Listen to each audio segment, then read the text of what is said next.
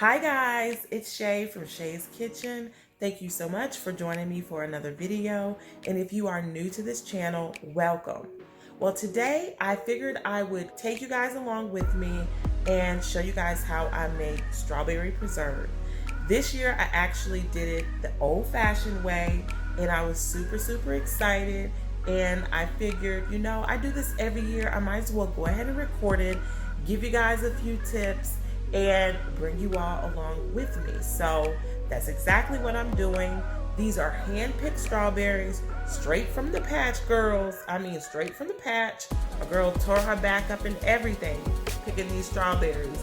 But I do it every single year. And unfortunately, the patch that we've been going through, or the patch that we've been going to for the last 7 years, closed down this past season. So this is the very last time I will be making strawberry preserves from this patch.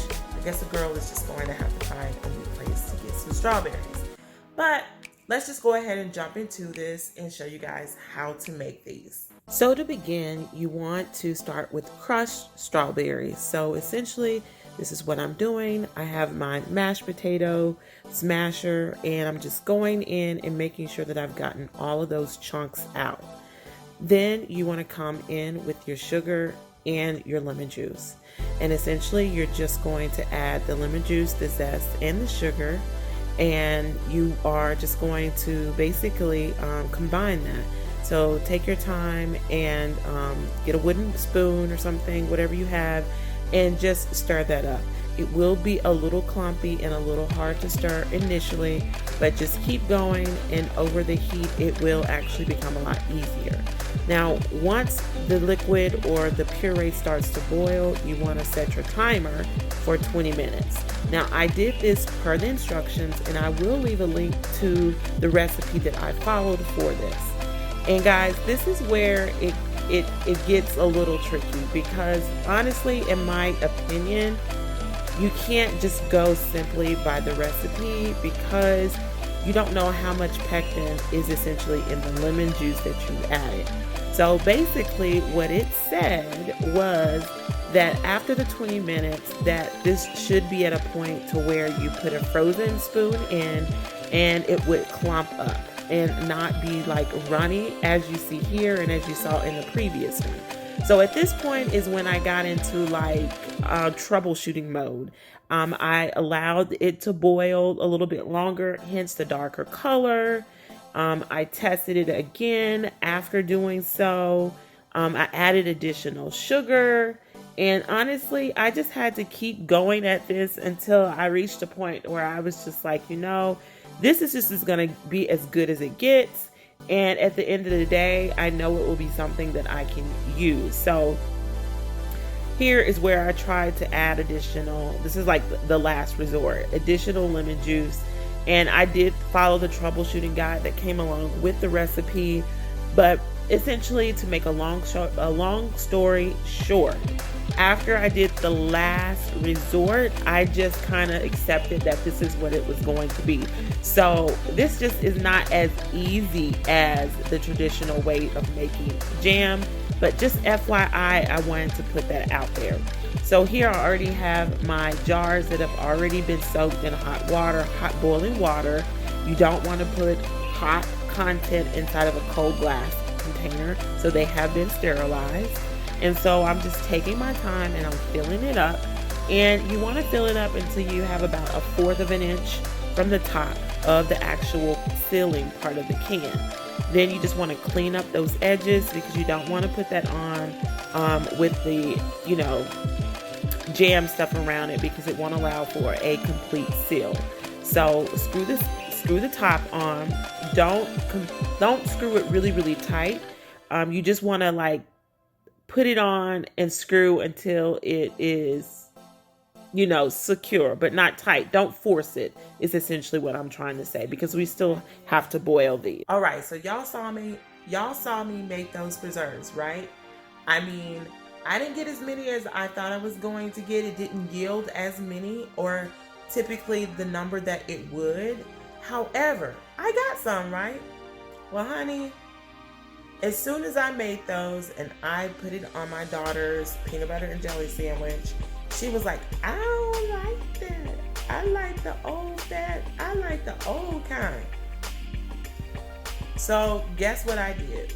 I took myself right on back to the strawberry patch, picked some more strawberries, and made some more jam, or jelly in this case, but I used the pectin in the actual can, and that's what I usually make. This is, again, the first year I made it the old-fashioned way, but I went ahead and made a new batch just for my daughter so that she would have those for her peanut butter and jelly sandwich, because that is typically what she carries to school on a weekly basis when school is in.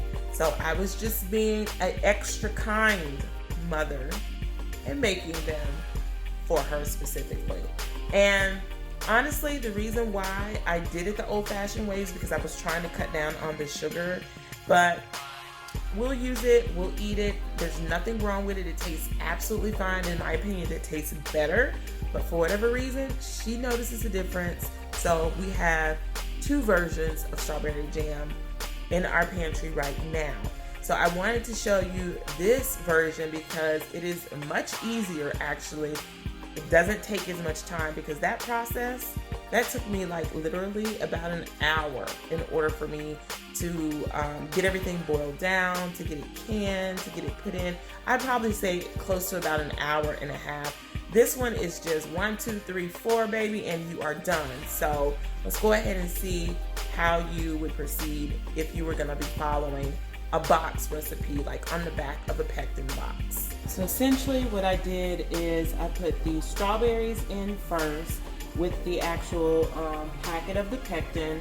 I let that come to a boil, a rapid boil, without it actually stopping boiling when I stir it. And then I added the sugar. I let it come to a boil, and that's my timer going off. It said to cook it for exactly 1 minute. So what I'm going to do first is just try to get as much of this foam off as I possibly can before I start to ladle in the jam in the jars. So I'll go ahead and do this off camera, and then I'll be back to show you how to fill and seal the jars.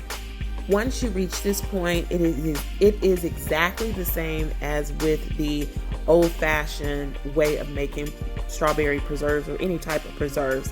I just wanted to show you guys here, this is what it looks like when you submerge the bottles completely underneath that boiling water, and you want to do it for about, I'd say about 3 minutes or so before you take them out. Just make sure you have one of these handy devices, otherwise I don't know how you're gonna get it out. All right guys, so that's basically canning preserves or jams in a nutshell. But I do want to just do a quick recap in regards to the 2 different types of canning preserves or jellies that you can do. There's the old-fashioned way, which requires no pectin itself, and I shouldn't say no pectin. It does not require packaged pectin. And then there is a more traditional jam that you do use the pectin that comes out of the package that you buy at the grocery stores.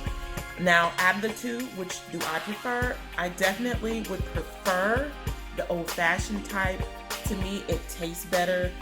It's sweet without being like overpowering or too sweet. You can taste the lemon in it, and the consistency is a little different as well. And if I had to choose the 2, that's the one that I would choose to, you know, use in a dish, using a peanut butter and jelly sandwich. To me, that just suits my palate. Now my daughter, she likes the traditional jam or jelly, which requires the pectin. Now out of the 2, which one is the easiest? The one that you would buy at the grocery store, and you just pour in and stir in and let it set after about a minute or so of it rapidly boiling. That definitely was the easiest. There was not a whole lot of troubleshooting for me. But the downfall is it has a ton of sugar in it, like double the amount of sugar than the old-fashioned, which is another con for the old-fashioned. It's just good without having all of that excess sugar. So I definitely recommend the old-fashioned, but if you're starting out, just get acquainted with the process, with the pectin that you purchased out of the store. So I really hope you guys enjoyed it. One thing I do want to note is if you do decide to try the old fashioned, just be prepared that it's not going to be as easy as the 1, 2, 3 directions that you see, because you just don't know how much pectin is in that tablespoon of lemon and that lemon zest. I mean, there's no way to accurately measure that. So you have to be good at troubleshooting, and you have to know when to just call it quits and be happy with whatever you get, because you can always use it as just strawberry syrup or strawberry whatever, you know, for your ice cream, your topping or whatever. So I definitely hope this helps you guys. I hope it encourages you to try to make it yourself. But most of all, I really appreciate you taking the time out to watch my video. So go ahead and leave your comments down below. Don't forget to subscribe to the channel, the notification bell, so that you will be notified each and every time I upload a glorious video. And follow me over on my social media Instagram account at Shay's Country Kitchen. So until next time, I'll see you guys. Bye-bye.